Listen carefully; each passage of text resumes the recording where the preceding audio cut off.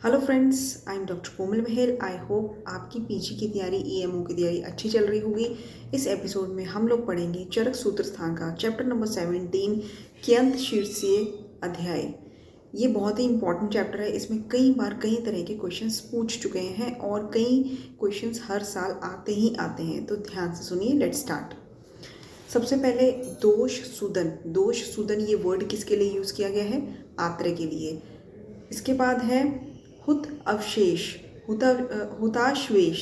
हुताश्वेश किसके लिए यूज़ किया गया है? अग्निवेश के लिए। एंड नेक्स्ट इज शिरोरोग कितने होते हैं? 5। वात पित्त कफ सन्निपातिज और कृमिज। और हृदय रोग भी कितने होते हैं आचार्य चरक के अनुसार? 5। तो शिरोरोग 5 है और हृदय रोग 5 है। नेक्स्ट इज कि दोषों के मान के अनुसार रोगों के कितने विकल्प होते हैं, कितने तरह की व्याधियाँ होती हैं? तो इसका आंसर है 62 तरह के रोग होते हैं, 62 तरह की व्याधियाँ होती हैं दोषों के मान के अनुसार।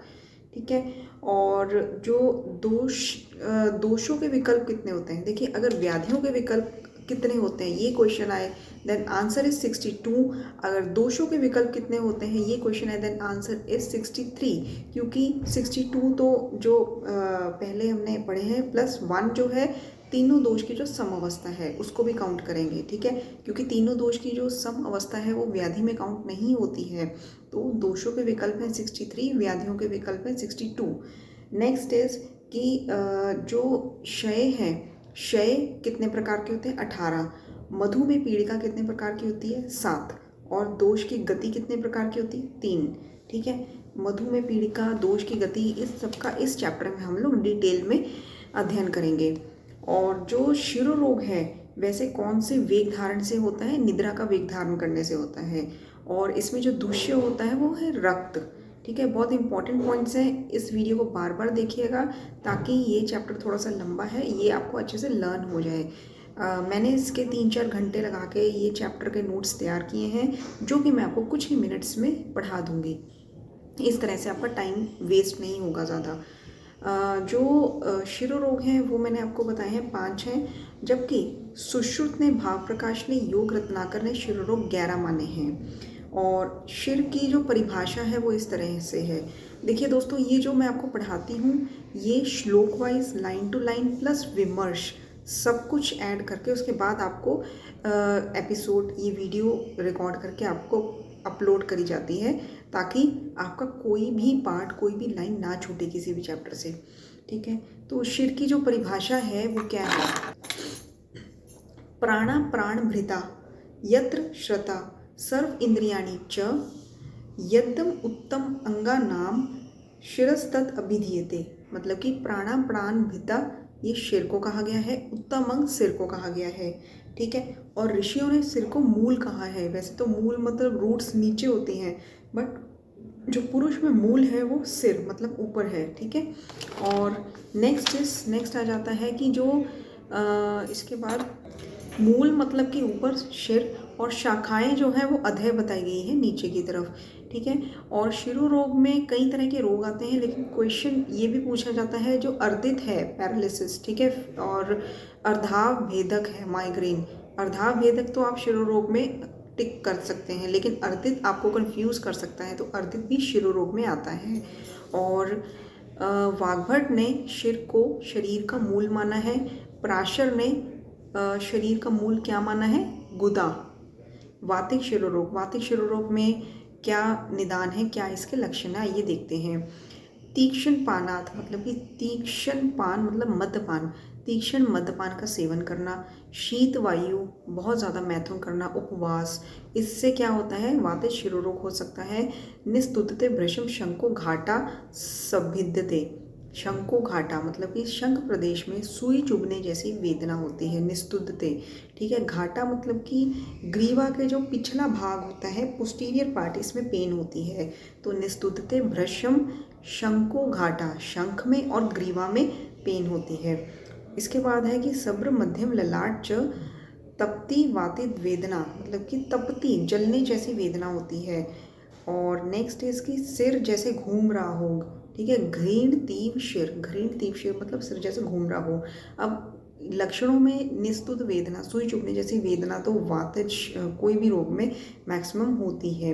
ठीक है, घाटा मतलब ग्रीवा के पीछे भी वेदना होती है, ये आप याद रखिए। तपती वेदना, जलने जैसी वेदना, ये क्वेश्चन में अगर पूछे कि तपती वेदना कौन से शिरोरोग में होती है, तो तपती से आप कंफ्यूज नहीं होंगे कि पित्त, ये पित्त शिरोरोग में नहीं है, ये वात शिरोरोग में तपती वेदना है, जलने जैसी वेदना। ओके, और सिर घूम रहा होता है, ऐसे लक्षण आते हैं। नेक्स्ट इसकी स्तब्धते च शिरोधरा, मतलब कि जो सिर को धारण करने वाली जो गले में शिराएं होती हैं वो उसमें स्तब्ध मतलब कि जकड़ाहट आ जाती है। स्तब्धते च शिरोधरा, ठीक है, ब्लड वेसल्स में जकड़ाहट आ जाती है। और इसकी चिकित्सा है स्निग्ध और उष्ण चीज़ों का सेवन करना। पित्तज शिरोरोग में शीतम सुषुयत, मतलब ये शीतल वस्तुओं के सेवन से लाभ होता है, क्योंकि सिम्टम्स तो वही तृष्णा, मोह, भ्रम, ये सब कॉमन आ जाते हैं, दाह, जलन। बट ये है कि जो मेन है मैं आपको बता रही हूँ, जिसमें से मैक्सिमम क्वेश्चंस बार बार आते हैं। ठीक है, एग्जामिनर भी इसमें से क्वेश्चंस डाल डाल के थक जाता है। तो शीतल वस्तु सेवन से लाभ होता है, ये है शीतम सुषूयते।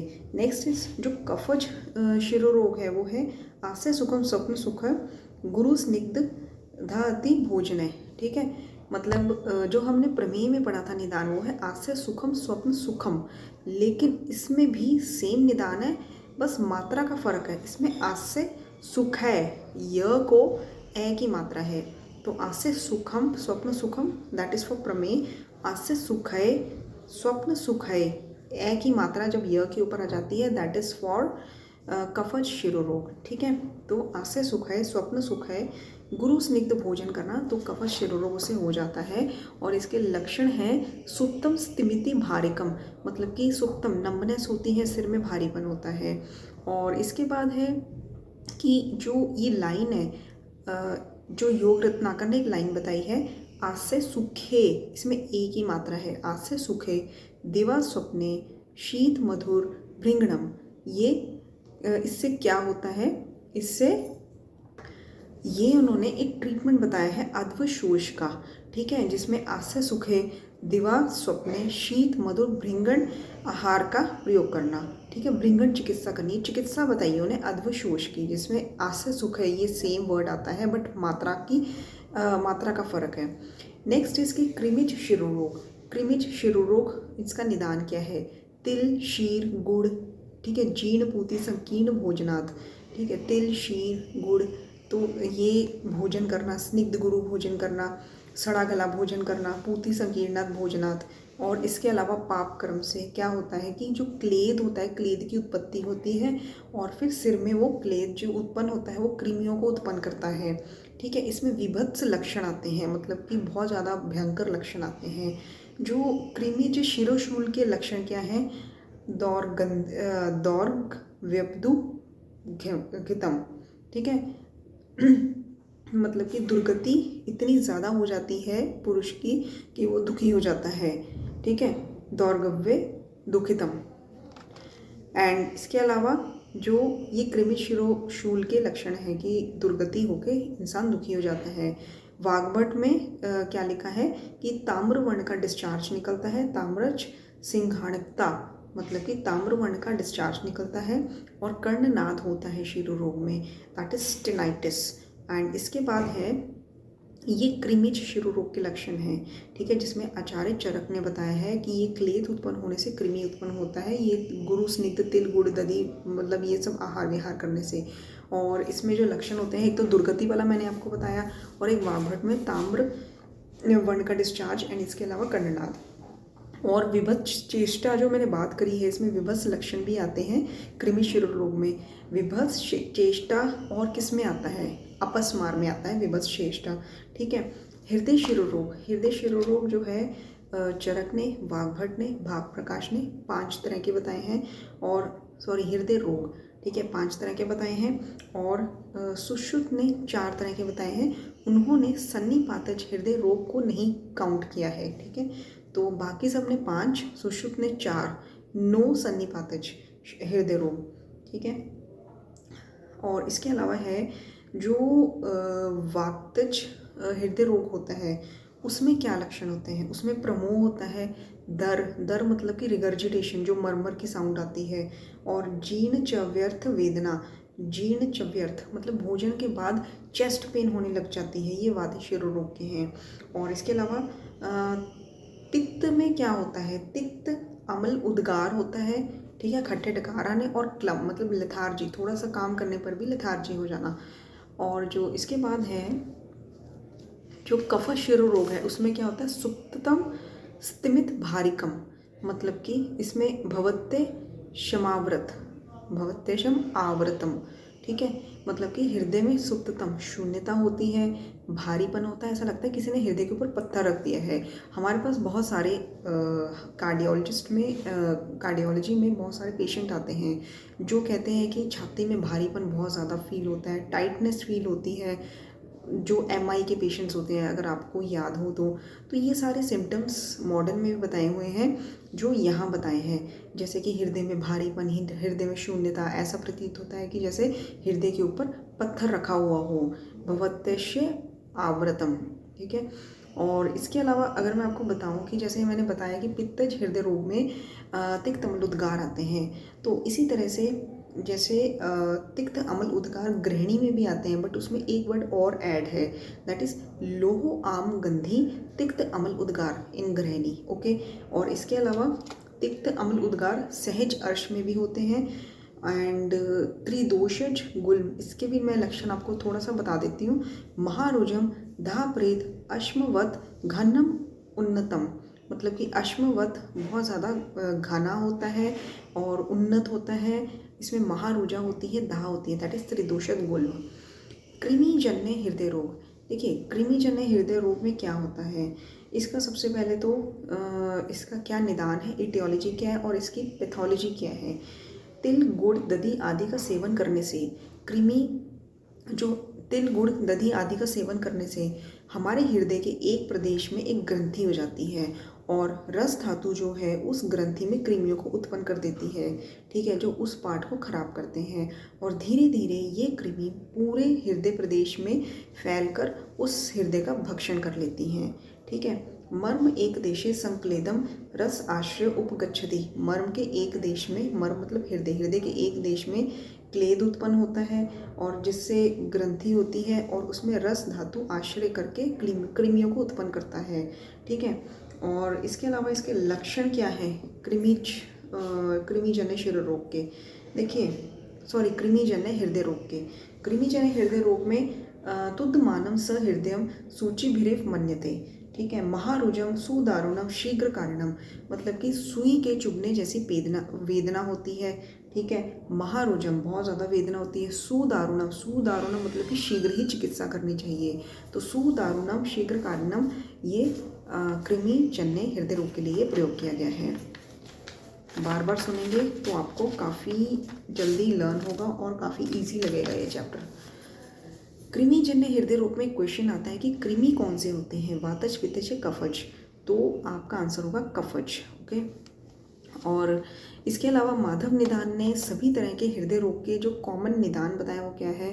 अत्य उष्ण गुरु अन्न कषाय तिक्त श्रम अभिघातज अध्यशन, मतलब कि पहला भोजन डाइजेस्ट नहीं हुआ, ऊपर से हमने दूसरा भोजन कर लिया, अध्यशन प्रसंगे संचिंतम वेग धारणश्च हृदय आम्य पंचविधि, मतलब वेग धारण से और बहुत ज़्यादा गर्म खाना खाने से, गुरु अन्न कषाय तिक्त खाना खाने से, श्रम बहुत ज़्यादा एक्सेस काम करने से, अभिघात से, अध्यशन से, ठीक है, वेग धारण से, जो है हृदय 5 तरह के हृदय में पंचविधि 5 तरह के हृदय रोग होते हैं।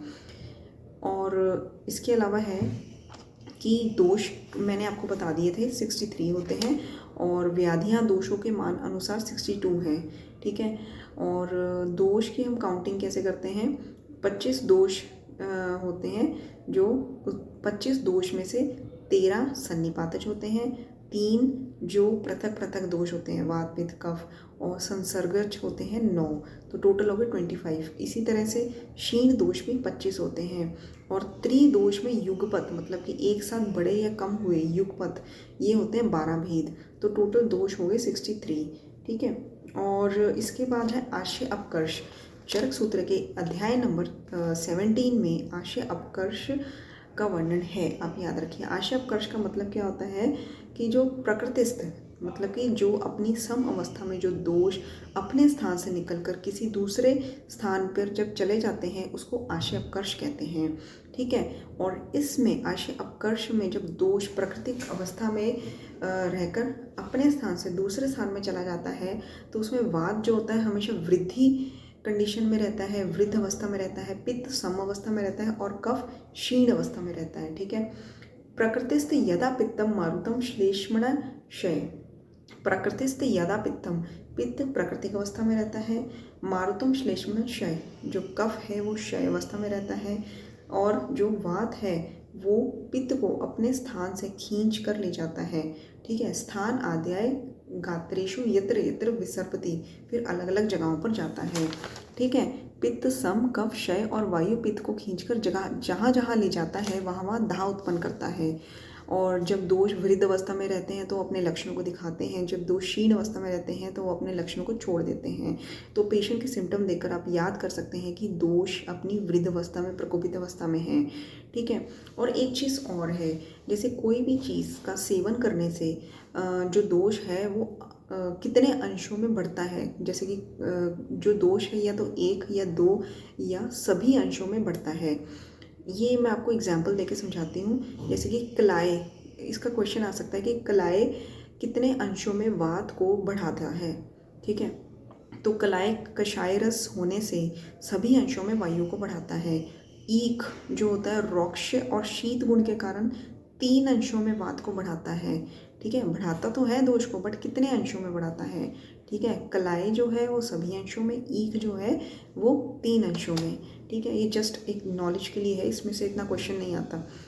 जो कषाय है, सॉरी क्षय है, क्षय 18 प्रकार के हैं, ये आचार्य चरक ने बताया है। सुश्रुत ने 2 प्रकार के क्षय बताए हैं, षडानंद ने 5 प्रकार के क्षय बताए हैं और हारित ने 10 प्रकार के क्षय बताए हैं।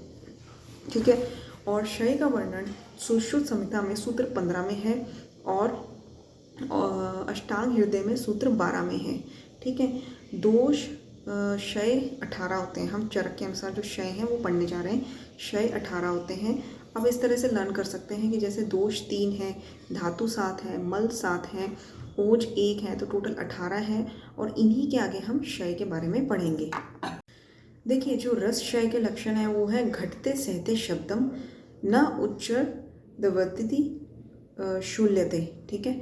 तो इसमें जो घटते सहते शब्दम, जैसे हृदय को कोई हिला रहा हो। ठीक है। ऊंचे शब्दों का सहन ना हो पाना, हृदय में एक पैल्पिटेशन होनी, घबराहट होनी, ऐसा लगना है जैसे धड़कन बढ़ गई हो, वेदना होनी, थकावट होनी, ये लक्षण होते हैं घटते सहते शब्दम ना उच्च अर्धवती शूल्यते। ठीक है। और हृदय ताम्यति स्व अल्प चेष्टा स्यपि रसक्षय, मतलब कि अल्प चेष्टा से भी थकावट हो जानी, शब्द जो है वो टॉलरेट, ऊंचे शब्द टॉलरेट ना होने, तो ये जैसे हृदय घट रहा हो, पैल्पिटेशन होनी, ये रसक्षय के लक्षण होते हैं। और रक्तक्षय के लक्षण, रक्तक्षय के लक्षण जो हैं वो स्किन के रिलेटेड होते हैं। परुषा स्फुटिता मलाना त्वग रूक्षो रक्तक्षयम। परुषा मतलब कि स्किन हार्ड हो जानी, और स्फुटितम मतलब कि फटने जैसे हो जानी, मलिन हो जानी, रूक्ष हो जानी। और इसमें जो आचार्य सुश्रुत ने बताया है वो है रक्तक्षय में सिरा क्षय हो जाता है और सिराएं शिथिल हो जाती हैं। ठीक है। मतलब कि कंस्ट्रिक्टेड हो जाती हैं। और मांस क्षय में स्फिग, ग्रीवा, उदर, शुष्कता। मांस कम होएगा तो ऑब्वियसली उदर में जो बेली फैट है वो कम हो जाएगा। ठीक है। और इस उदर, ग्रीवा, इसमें शुष्कता आ जाती है। और जहाँ हमने रक्त क्षय में शिरा शैथिल्य बताया है, वहीं मांस क्षय में धमनी शैथिल्य होता है। ठीक है। और वाग्भट ने इसमें क्या बताया है कि अक्ष ग्लानि, वैसे अक्ष का मतलब आँख होता है, लेकिन इसमें अक्ष का मतलब है इंद्रियां, मतलब इंद्रियों में ग्लानि होती है और संधियों में वेदना होती है। और मेद में क्या होता है, संधि स्फुटन, मतलब कि जॉइंट्स में प्रॉब्लम होने लगती है। ग्लानि अक्षनो आयसु।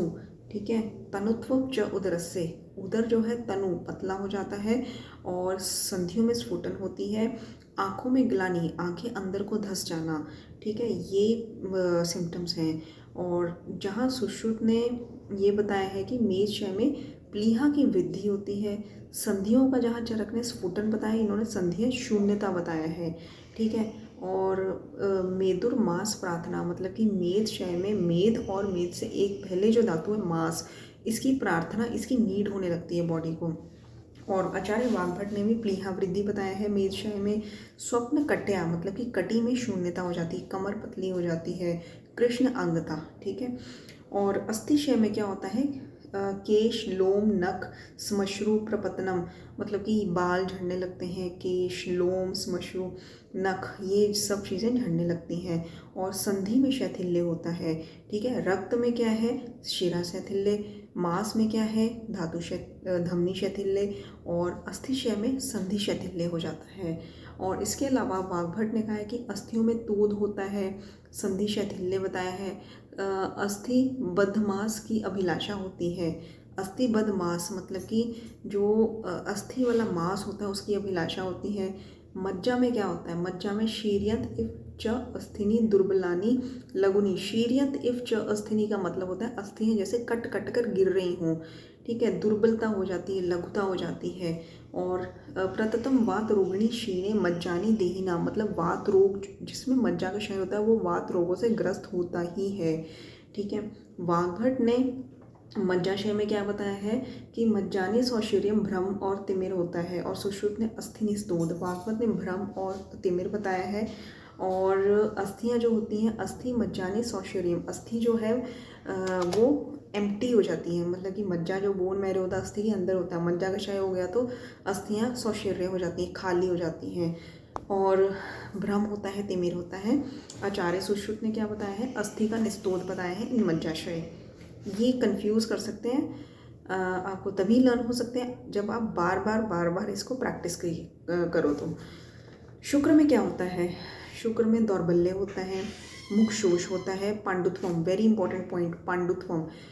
पांडुत्वम किसका लक्षण है, आप कंफ्यूज हो सकते हैं कि रक्तक्षय का लक्षण है, बट इट इज़ शुक्रक्षय का लक्षण है, ठीक है। तो दौर्बल्य, मुख शोष, पांडुत्वम। सदनम श्रमय, मतलब कि थकावट होना, क्लैबे होना, ठीक है। और सुश्रुत ने क्या बताया है कि मेड में, वृषण में वेदना होती है, चेरादवा प्रसेक, मतलब कि लेट इजैकुलेशन होती है, शुक्र जो है लेट निकलता है, उसका प्रसेक लेट होता है। पुरीक्षय, पुरीक्षय में क्या होता है कि च अंतराणी पीडिया अन्यफ मारुता, मतलब कि जो शरीर में अब पुरीष नहीं है तो शरीर में रुक्षता हो जाती है। आंतरियाँ में पुरीष का क्षय है तो उसमें वायु भर जाती है, वो आंतरियों में वायु घूम घूम कर पीड़ा उत्पन्न करती है, उधर को ऊपर को उठा देती है, तो ये सब लक्षण होते हैं। पूरी क्षय में जो सुश्रुत ने बताया है, हृदय पार्श्व में पीड़ा होती है। और मूत्र क्षय में मूत्र कृच होना, मतलब डिफिकल्टी इन पासिंग यूरिन, मूत्र का विवर्ण होना, और पिपासा लगनी, पिपासा बाधते। और सुश्रुत ने भी विवर्ण बताया है और वस्ति निस्तोध बताया है, सॉरी, वस्ति निस्तोध मूत्र क्षय में आचार्य सुश्रुत ने बताया है, और मूत्र की विवरणता आचार्य वाग्भट ने बताई है, ठीक है। इसके अलावा है कि जो मल का क्षय है, मल का क्षय होने से कान, नाक, नेत्र, मुख, इसमें शून्यता, लघुता, शुष्कता आ जाती है। और स्वेद का क्षय होने से स्तब्ध रोगता, त्वचा स्फुटन, ठीक है। स्तब्ध रोमता, रोम जो होते हैं स्तब्ध हो जाते हैं, त्वचा रुखी हो जाती है स्वेद का क्षय होने से। तो भगवान ने हर चीज़ अकॉर्डिंगली दी हुई है, त्वचा का मॉइस्चर मेंटेन करने के लिए स्वेटिंग होना ज़रूरी है। आश्रय आश्रय भाव, इसी चैप्टर में हमने आश्रय अपकर्ष पढ़ा है, और अब पढ़ेंगे हम आश्रय आश्रय भाव। आश्रय आश्रय भाव में क्या है कि जो वायु का आश्रय आश्रय भाव है वो है अस्थि में, ठीक है, वायु अस्थि में रहती है, वो दोनों का आश्रय आश्रय भाव है। स्वेद और रक्त में पित्त दोष रहता है, ये इन दोनों का आश्रय आश्रय भाव है। तो आश्रय आश्रय भाव में क्या होता है कि जब एक का क्षय होता है तो दूसरे का भी क्षय हो जाता है, ठीक है। तो लेकिन इसमें एक्सेप्शन है वायु और अस्थि का, मतलब वायु और अस्थि भाग में, वायु और अस्थि के आश्रय भाव में अगर वायु का क्षय होता है तो अस्थि की वृद्धि होती है, अस्थि क्षय होता है तो वायु की वृद्धि होती है, ठीक है। और एक क्वेश्चन आता है कि जो पाचक अंश है वो कहाँ स्थित होता है, तो इसका आंसर है वो धातुओं में स्थित होता है, ये आचार्य वाग्भट ने कहा है, आप विमर्श में देखेंगे लिखा हुआ है। तो पाचक अंश जो है वो धातुओं में होता है। अगर वो मंद हो जाए, कम हो जाए, तो धातुओं की वृद्धि होती है। अगर उसकी वृद्धि हो जाए तो वो धातुओं का भक्षण करने लगते हैं, तो धातुओं का क्षय हो जाता है। और हम पाचक अंश को काय अग्नि अंश भी कहते हैं। और इसके अलावा है ओज क्षय। ठीक है, ओज क्षय में क्या है, इसकी स्टेजेस बताई है, सॉरी इसकी स्टेजेस जो है वो आचार्य सुश्रुत ने बताई है, मैं वो भी आपको बताती हूँ। तो ओज क्षय में विभेति दुर्बलता अभीक्षणम ध्यायति। विभेति मतलब भय होना, दुर्बलता होनी, अभीक्षणम ध्यायति मतलब कि बार बार चिंतन करना। तो इसमें इंद्रियां व्यथित हो जाती हैं। दुर्छाय मतलब कि वर्ण, हमारा जो कॉम्प्लेक्शन है वो डल हो जाता है। दुर्मन, मन पीड़ित होता है। दुर्क्षाम मतलब कि बिल्कुल वीकनेस आ जाती है, बॉडी वीक हो जाती है। आचार्य सुश्रुत ने जो ओज क्षय में 3 अवस्थाएं बताई हैं वो इस तरह से हैं, विसृंसन, व्यापत और क्षय। ठीक है, तो पहली अवस्था में क्या होता है, पहली अवस्था में है विसृंसन। इसमें संधि विश्लेषण होता है, मतलब कि जो संधियों का, जॉइंट का डिसलोकेशन होना। गात्राणाम सदनम मतलब कि बॉडी रूक्ष होनी। दोष चयन, दोष चलने लगते हैं। क्रिया अनिरोधश्च मतलब कि क्रियाएं करने में, एक्टिविटीज़ करने में डिफिकल्टी आती है क्योंकि वीकनेस हो जाती है। संधि विश्लेष, गात्राणाम सदनम, दोष चयम, दोष च्यवनम, क्रिया अनिरोधश्च।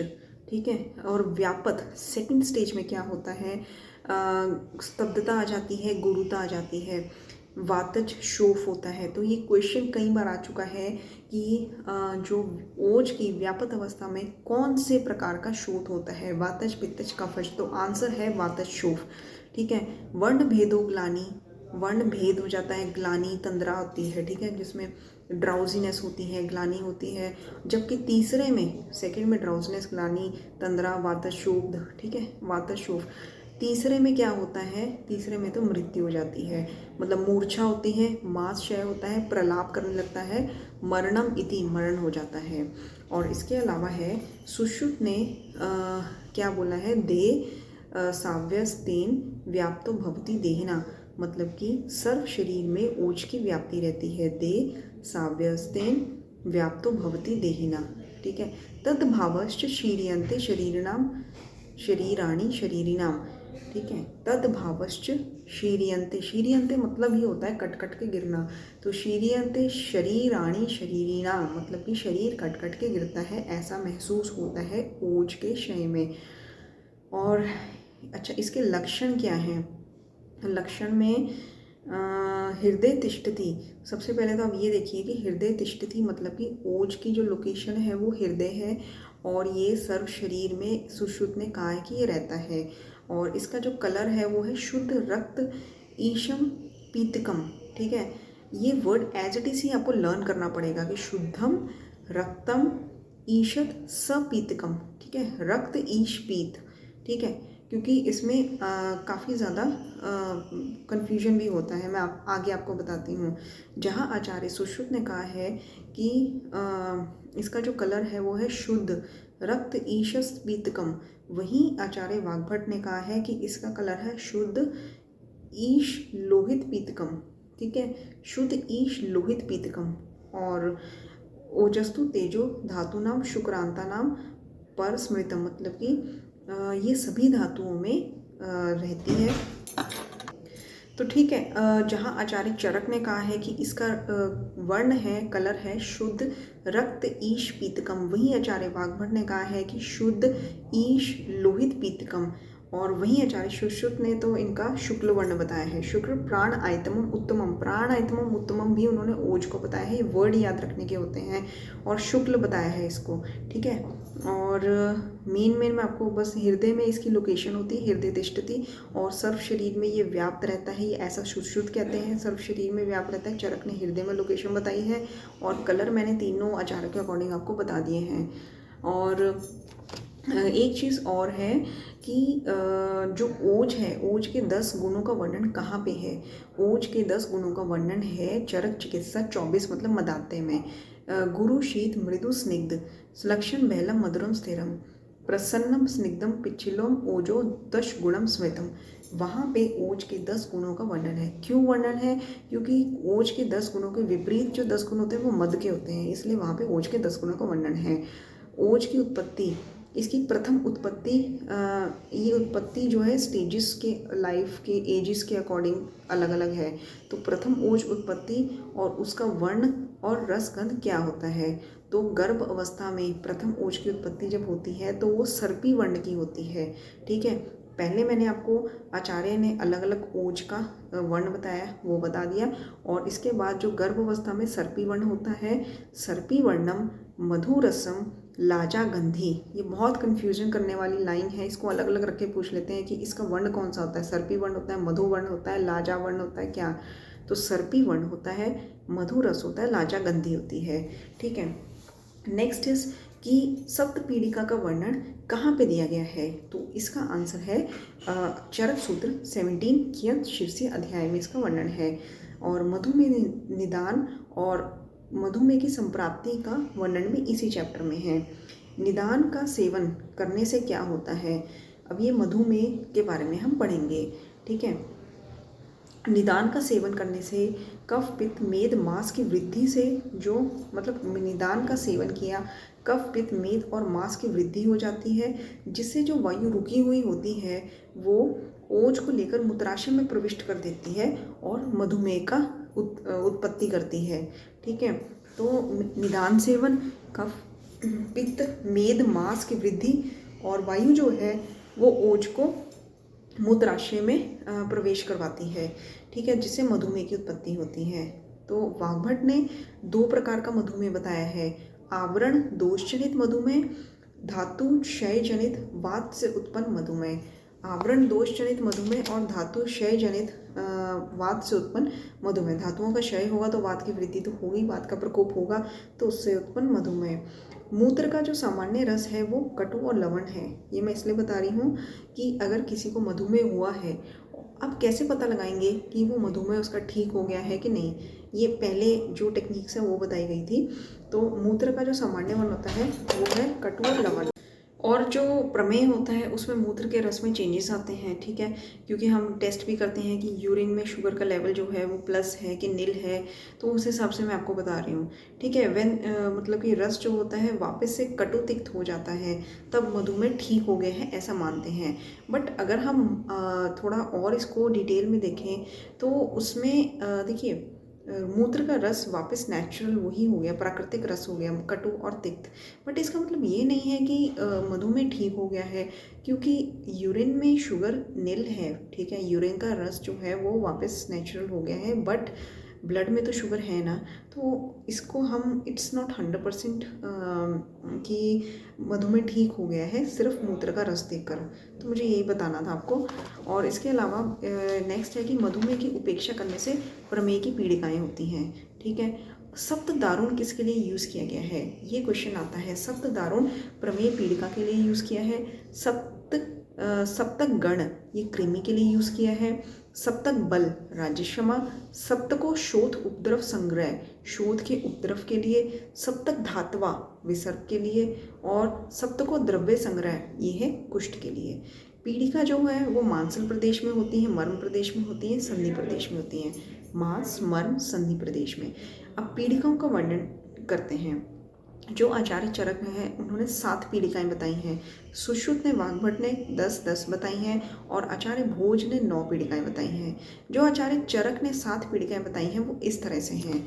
श्राविका कच्छपिका जालिनी, पहली 3 आपने याद करनी, श्राविका कच्छपिका जालिनी, तीनों में कफ दोष रहता है।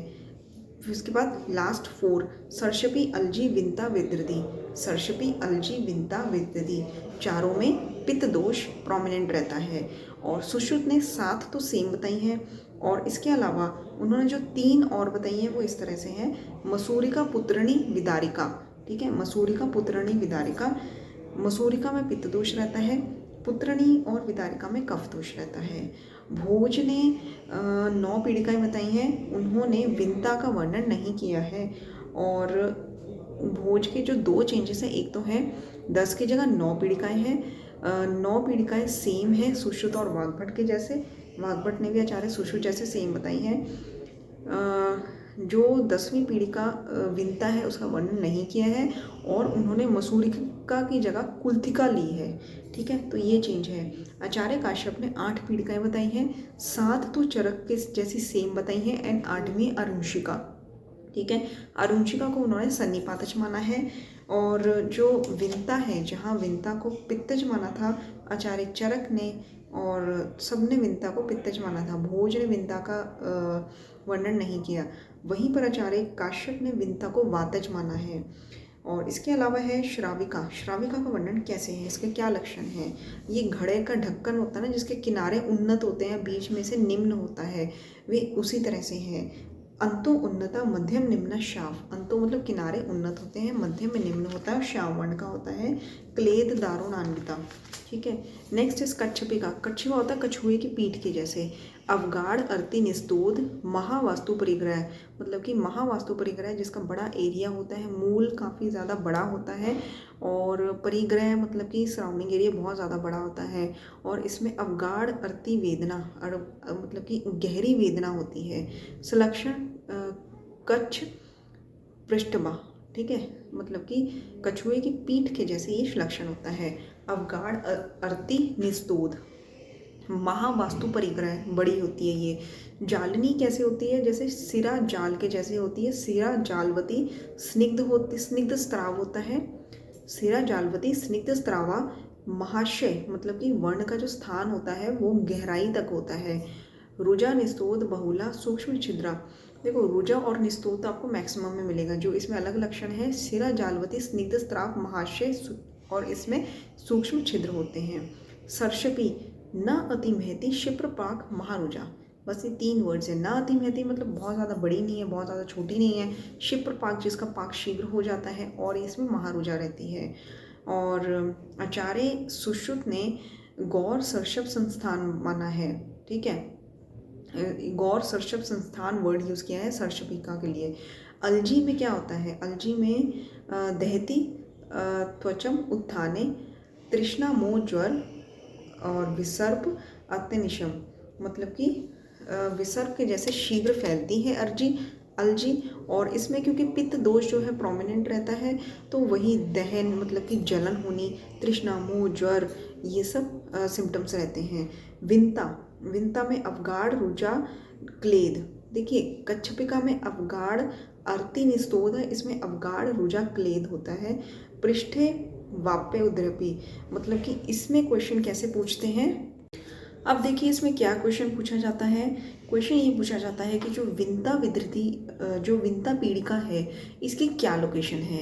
तो इसकी जो लोकेशन है वो है पृष्ठ और उदर। ठीक है, और ये महती विंता नीली पीड़िका, ये नीले वर्ण की होती है।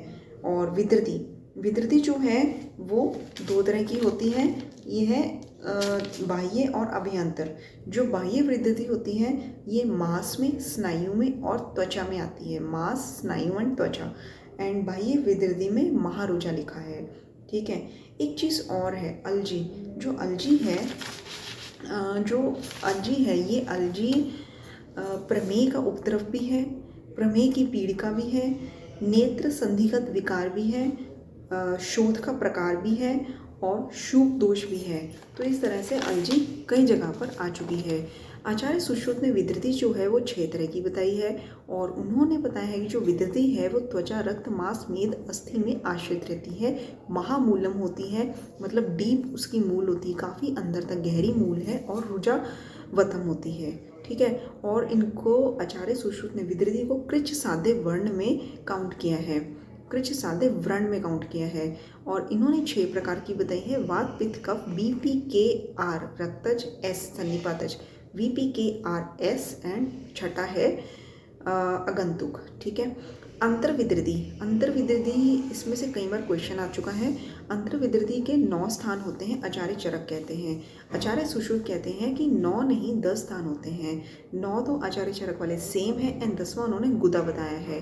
जबकि आचार्य वाग्भट ने भी 10 स्थान बताए हैं, गुदा और प्लस जो 9 चरक वाले। और इसके बाद है कि जो विधृति है, इसका नाम विधृति क्यों है। दुष्ट रक्त की अधिकता होने के कारण ये दाह युक्त हो जाती है, इसलिए इसको विकृति कहते हैं। वातजन्य अंतर्विकृति में क्या होता है? छेदन, भ्रम, अना, शब्द मतलब शब्द की फुरफुर आवाज़ आनी और ईजिली स्प्रेड हो जाती है। सर्पणय, ठीक है, सर्पणय ईजिली स्प्रेड हो जाती है। व्यधन, छेदन, भ्रम, अनाश शब्द। पित्तज में तृष्णा, दाह, मोह वही जो सेम होते हैं पित्तज लक्षण। और सुश्रुत ने वातज विकृति का क्या बताया है? जो देखिए जो अभ्यंतर विकृति है, अंतर विकृति है, इसमें सुश्रुत की ज़्यादा प्रेफरेंस रहती है क्योंकि उन्होंने इसका काफ़ी डिटेल में वर्णन किया है और जो क्वेश्चन में फर्स्ट चॉइस भी सुश्रुत आचार्य के अकॉर्डिंग ही रहती है। तो उन्होंने वातज विकृति को बोला है चित्र उत्थान प्रपाकश्च विषमता कृष्णवर्ण। उन्होंने वातज विकृति को कहा है कृष्णवर्ण है। चित्र उत्थान मतलब कि वो अनेक रूप से, चित्र मतलब मल्टीपल टाइप से उसका उत्थान होता है और वो विषम होती है। और इसके बाद है विषम प्रपाकश्च मतलब कि कभी जल्दी पाक हो जाती है, कभी लेट पाक होती है, विषम रूप से प्रपाक होती है। पित्तज विकृति जो है ये अभ्यंतर विकृति की बात हो रही है। पित्तज विकृति पक्व उदुम्बर जैसे होती है, जहाँ वातज विकृति कृष्ण वर्ण की होती है, पित्तज विकृति श्याम वर्ण की होती है। क्षिप्र उत्थान प्रपाक, उसका उत्थान और प्रपाक जो है क्षिप्र है, जल्दी हो जाता है। कफज विकृति में जृंभा लक्षण है, कंफ्यूज नहीं करना बात के साथ, जृंभा लक्षण कफज विकृति में है। चिर उत्थान प्रपाक, लेट उसका उत्थान और पाक होता है। पांडु वर्ण का श्राव होता है इसमें। पच्यमान विकृति, पच्यमान में शस्त्र भेदन के समय, जैसे कि शस्त्र से भेद दिया हो इस समान पीड़ा होती है। जलने के समान पीड़ा होती है, बिच्छू के काटने के समान पीड़ा होती है। एंड ऑल्सो इन ये जो सारे लक्षण में से जो बिच्छू के काटने के समान पीड़ा है ये आमवाद में भी माधव निदान ने बताई है। साथ साथ में मैं आपको अलग पॉइंट्स बताती जा रही हूँ ताकि आपको कन्फ्यूजन ना रहे। शोफ वैसे आचार्य सुश्रुत ने 3 प्रकार के बताए हैं। वैसे तो विकृति जैसे पच्यमान विकृति है, वैसे ही जो शोफ हैं वो 3 तरह के हैं, आम शोफ, पच्यमान शोफ, पक्व शोफ। और अच्छा, श्राव के अनुसार कैसे पता लगाया जाए कि विकृति कौन सी दोषज है, कफज है, वातज है या पित्तज है? तो वातज में तनु रूक्ष अरुण श्राव, पित्तज में तिल मांस कुलत श्राव और कफज में श्वेत और पिच्छिल श्राव। त्रिदोष में नाना वर्ण का श्राव होता है, रुजा होती है। विषमम पच्यते, ठीक है, विषमम पच्यते ये त्रिदोष में है।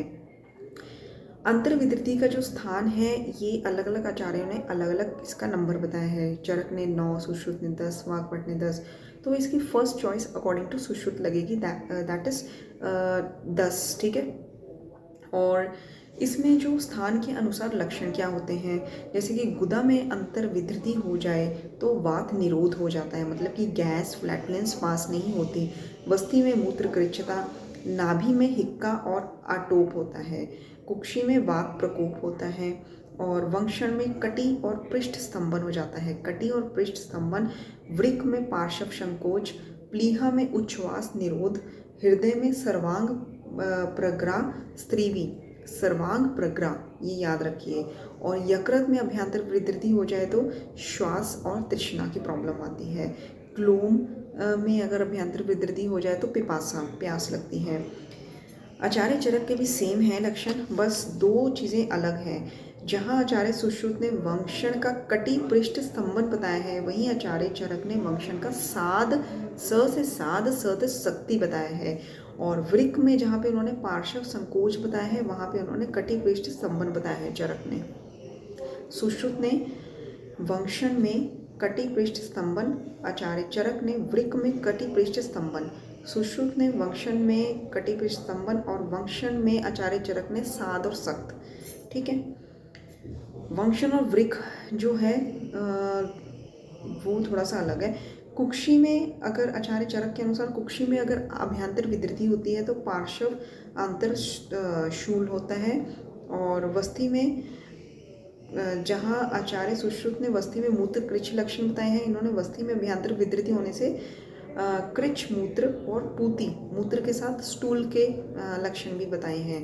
ठीक है, मैं एक बार रिपीट कर देती हूँ, सारे सेम हैं एक्सेप्ट कि वंक्षण में जहाँ आचार्य सुश्रुत ने कटि पृष्ठ स्तंभन, वहीं आचार्य चरक ने वंक्षण में साध और शक्ति बताया है। वृक्क में जहाँ उन्होंने पार्श्व संकोच बताया, यहीं आचार्य चरक ने कटि पृष्ठ स्तंभन बताया है। ठीक है, कटि पृष्ठ स्तंभन। और इसके बाद है कि जो अभ्यंतर विदृधियों में स्रावों के मार्ग कैसे होते हैं। देखिए, अगर नाभि से ऊपर अभ्यंतर विदृधि हुई है तो ऊर्ध्व मार्ग से पूरे स्राव होगा, पस डिस्चार्ज होगा, जो कि असाध्य है। और नाभि के नीचे अगर अभ्यंतर विदृधि है तो मल मार्ग द्वारा मल द्वार से पूरे स्राव होगा, जो कि साध्य है। ऊपर वाला असाध्य, नीचे वाला क्या कहते हैं साध्य। नाभि के बीच में तो पूरे स्राव मुख और गुदा दोनों से होगा। और हृदय, बस्ती और नाभि जो है ये त्रिमर्म नहीं है, हृदय, बस्ती और सिर त्रिमर्म है। ठीक है, तो हृदय, बस्ती और नाभि में अगर विधृति हो जाए वो असाध्य होती है। अंतर विधृति बाह्य त्वचा में उदीर्ण होकर आ जाए, विदीर्ण हो जाए तो वो साध्य होती है। कोई अभ्यंतर विधृति है लेकिन है अभ्यंतर है लेकिन त्वचा में बाहर को आके विदीर्ण होती है तो वो साध्य है। विधृति से मृत्यु के कारण कैसे होते हैं। देखिए, अगर विधृति हृदय में, बस्ती में और नाभि में हो जाए तो ये असाध्य है, तो ये मृत्युकारक है। और सन्निपातज विधृति से भी मृत्यु होती है। ठीक है, और एक और लाइन है कि उपक्रमेत सर्वशो गुल्म व चेती, मतलब कि ये किसके लिए कहा गया है। उपक्रमेत सर्वशो गुल्म व चेती, ये विधृति की चिकित्सा के रेफरेंस में कहा गया है कि अगर विधृति जो है वो दोष, किसी एक दोष से विधृति उत्पन्न होती है तो उसकी शीघ्र ही गुल्मवत चिकित्सा करनी चाहिए। प्रमेहेतर पीड़िकाएं मतलब कि अन्य पीड़िकाएं, जो प्रमेय पीड़िकाएं मतलब कि जो प्रमेय से ना उत्पन्न हो, ठीक है, अन्य किसी और कारण से उत्पन्न हो। ठीक है, तो प्रमेहेतर पीड़िकाओं में क्या बताया गया है कि जब मेद धातु अत्यंत दूषित हो जाता है तो प्रमेय के बिना भी पीड़िकाएं हो सकती हैं। ठीक है, दुष्ट मेदसा, ये इसके लिए वर्ड यूज़ किया गया है। ठीक है, जो पहली 3 पीड़िकाएं थी, श्राविका, कच्छपिका, जालिनी, उसमें मैंने आपको बताया था कि कफ दोष ज़्यादा वृद्ध रहता है और कफ के साथ मेद की प्रधानता रहती है, इसलिए वो असाध्य है और दुस्सहाय है, अनटॉलरेबल मतलब। और सर्षपी, विंता, जालिनी, अलजी, इसमें पित्त रहता है, मेद दोष, मेद धातु अल्प रहता है, तो ये साध्य है। और इसके अलावा जैसे कि विधृतियाँ अगर पीठ पर हो जाए और संधि पर हो जाए, मर्म स्थान पर, देखिए पीठ हो गया, हाथ पैर हो गया, कंधे हो गए और मर्म स्थान हो गया, संधि होगी, इसमें असाध्य होती हैं। एक्सेप्ट अगर विधृति पार्श्व में हो जाए तो वो साध्य है। ये क्वेश्चन आ चुका है, पीठ और पार्श्व में कंफ्यूज नहीं होना, पीठ में असाध्य, पार्श्व में साध्य। ठीक है, एंड नेक्स्ट इज, मैं आपको बताती हूँ, थोड़ा सा चैप्टर रह गया है, अपना पेशेंस बनाए रखिए। पीड़िका जो है इसके उपद्रव कितने होते हैं, 9। ठीक है, और दोषों की गति, दोषों की त्रिविध गति होती है, क्षय स्थान वृद्धि। ठीक है, एक और प्रकार है त्रिविध गति का ऊर्ध्व अधो तिर्यक, और एक और प्रकार है कोष्ठ, शाखा, मर्मस्थि, संधि। ठीक है, तो टोटल अगर करें इसके अलावा 2 गतियाँ और हैं, प्राकृत और वैकृत। तो क्षय स्थान वृद्धि 3 ये होगी, ऊर्ध्व अधः तिर्यक 3 ये होगी, कोष्ठ, शाखा, मर्मस्थि, संधि 3 ये होगी, प्लस 2 और है प्राकृत और वैकृत। तो टोटल गतियाँ हैं, आचार्य सुश्रुत ने दोषों गतियाँ बताई हैं 11। ठीक है, ऋतु अनुसार दोषों की गतियाँ क्या है, ऋतु के अनुसार उनमें चय होता है, प्रकोप होता है, प्रशमन होता है, तो 3 है ऋतु के अनुसार। और काल, जो ऋतु के अनुसार दोषों की गतियाँ होती हैं, चय, प्रकोप, प्रशमन, इसको कालकृत गति भी कहते हैं। ठीक है, और एक चीज़ और है कि जो कफ है वो प्राकृत अवस्था में जब रहता है, ठीक है, हमने भी पढ़ा ना कि दोषों की गतियाँ 2 भी होती हैं, प्राकृत और विकृत। तो कफ प्राकृत अवस्था में रहता है उसको बल कहते हैं और उसी को ओज कहते हैं। अगर ये विकृत अवस्था में रहता है तो इसको मल कहते हैं और इसी को पापमा भी कहते हैं। और जो वायु है उसको सप्राणा प्राणिनाम स्मृता, ये वर्ड रख के पूछ लेते हैं किसके लिए है। जो वायु जब अपनी प्राकृत अवस्था में होती है तो उसको सप्राणा प्राणी नाम स्मृता बोलते हैं। ठीक है, और इसी तरह से प्राणा प्राणिनाम स्मृता फॉर वात इन प्राकृत अवस्था। चरक सूत्र 24 में 24/4 में एक वर्ड है प्राणिनाम प्राणा, पहले जो प्राकृत वायु है उसमें प्राणा प्राणी नाम है, इसमें प्राणी नाम प्राणा, प्राणा बाद में आता है, तो ये रक्त के लिए बोला गया है। प्राणा प्राणम वृताम, ये मैंने आपको पहले बताया था, सिर की जब डेफिनेशन बताई थी सिर की, तो उसमें है, ठीक है। प्राणा प्राणी नाम स्मृता फॉर वायु, प्राणी नाम प्राणा फॉर रक्त, प्राणा प्राण वृताम फॉर शिर, ठीक है।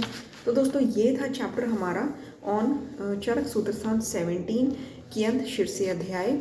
एंड ये चैप्टर थोड़ा बड़ा है, लेकिन इसको बार बार देखिए, इसमें बहुत सारे इंपॉर्टेंट क्वेश्चंस, इंपॉर्टेंट टॉपिक हमने कवर किए हैं। 4-5 घंटे लगाकर मैंने इसको प्रिपेयर किया है। आप इसको कुछ ही मिनट में देखकर रिमेंबर कर सकते हैं, लेकिन practice means makes a man perfect. आप प्रैक्टिस कीजिए, बार बार वीडियो को देखिए, उसको लर्न करिए, तो आपको चैप्टर बहुत अच्छे से याद हो जाएगा और आप एक एक क्वेश्चन इसका सॉल्व कर पाएंगे। एंड प्रैक्टिस के लिए, क्वेश्चन सॉल्विंग के लिए हम लोग एक PDF तैयार कर रहे हैं, जिसमें हम चरक के वॉल्यूम 1 में एक एक चैप्टर में से मैक्सिमम जितने भी क्वेश्चंस हो सकते हैं उसको निकाल के उस PDF को बना रहे हैं, जो कि 15 मार्च को हम अपने स्टूडेंट्स को दे देंगे चरक वॉल्यूम 1 में केवल 200 रुपये में। तो हमारे ये वीडियोस के थ्रू आप चैप्टर की पढ़ाई कीजिए एंड PDF लीजिए for your practice. Thank you so much.